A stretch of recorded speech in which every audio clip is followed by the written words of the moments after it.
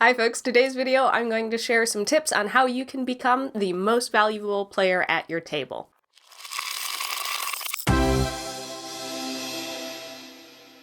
Okay, so what do I mean by MVP?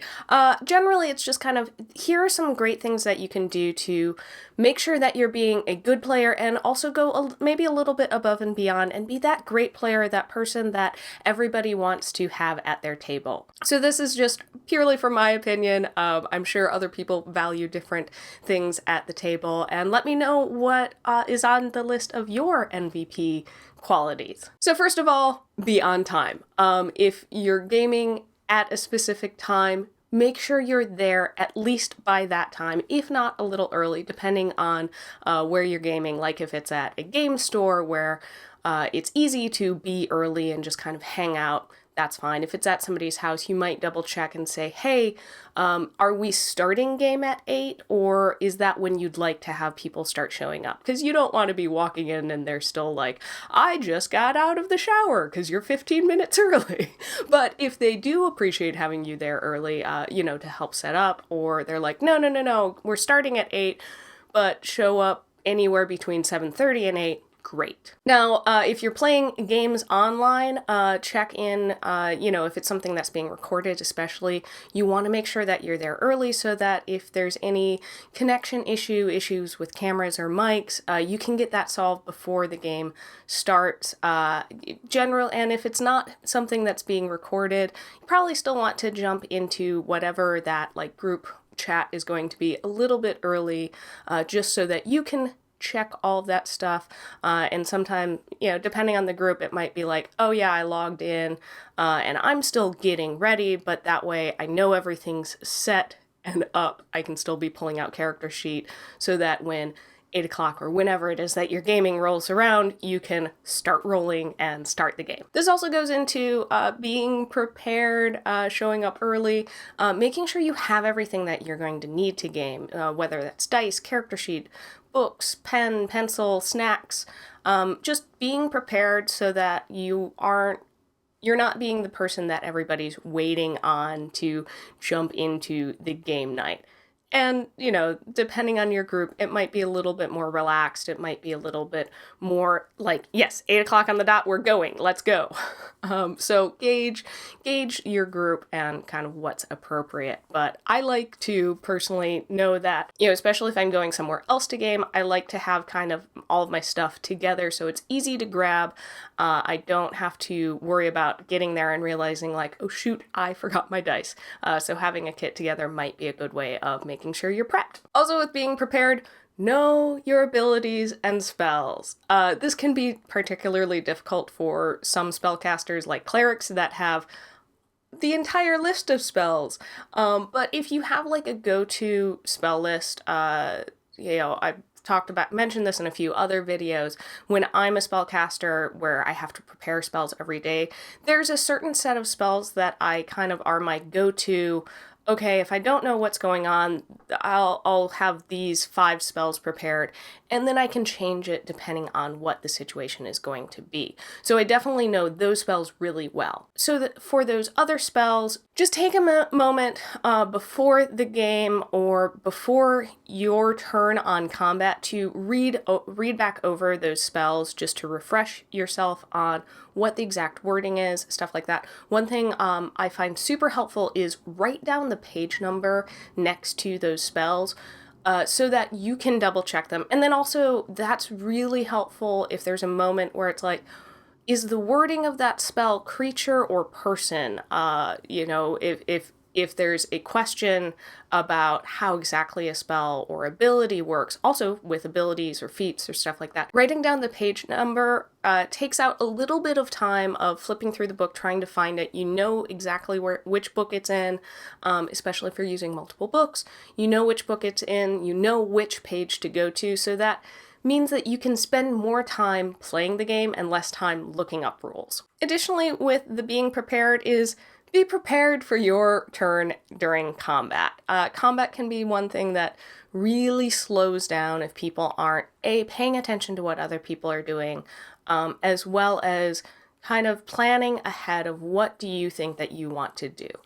Now, sometimes will be times where something happens that completely changes your plan, and you do need to say, hey, hold on a sec, I want to just double check this spell wording before I cast it.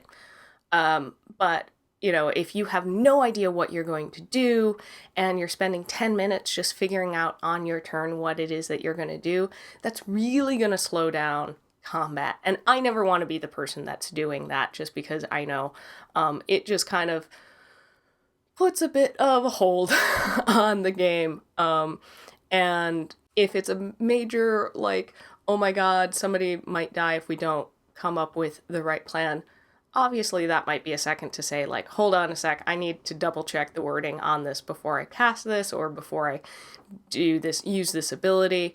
But generally, have a go-to thing that you do during combat. I find that helps a lot of, okay, if I don't know what it is that I am going to do, I have a ranged thing that is my go-to, and I have a melee thing that is my go-to.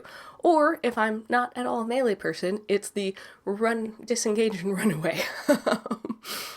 But having those like go-to spells, abilities, attacks, just makes it easier so that when it does come around to your turn, if you really have no idea what to do, you can just go to that default. And hey, that's probably what your character would do, because they're like, this is what I do normally. I don't have any other thing special to do that's going to help in this situation. Another great thing that you can do as a player is to find ways that you can help the GM. A lot of times, a lot of the responsibilities for games fall on the GM's shoulders, but everybody is part of the game and everybody contributes to the fun of the table. So if there are small things or not so small things that you can do to help maybe distribute some of that responsibility a little bit more evenly across all of the players or between a couple of players and the GM, that's going to probably make the GM's life a little bit better and make the table more fun for everybody. And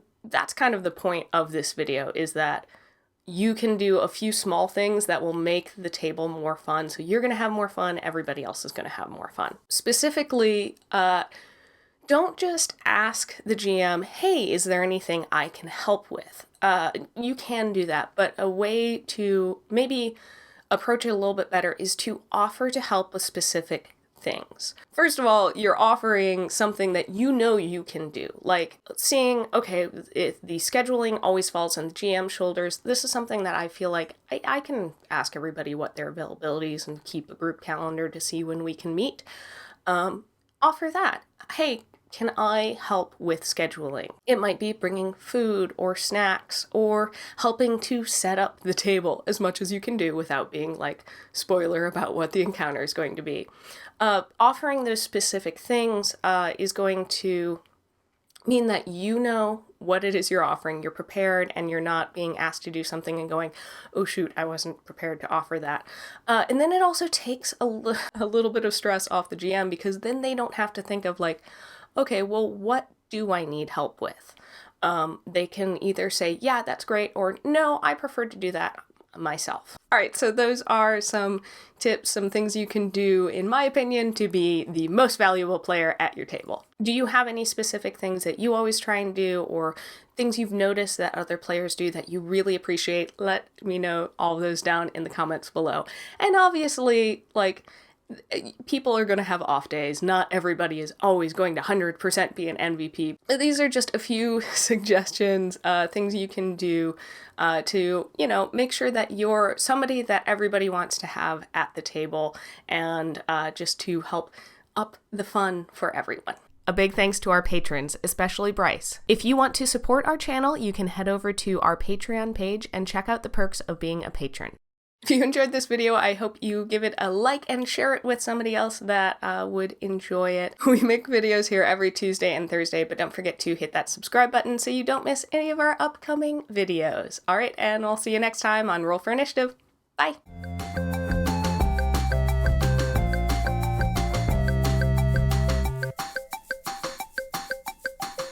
You can tell them, hey, here's the page number, bada bing, bada boom. Bada bing, bada boom? What was that?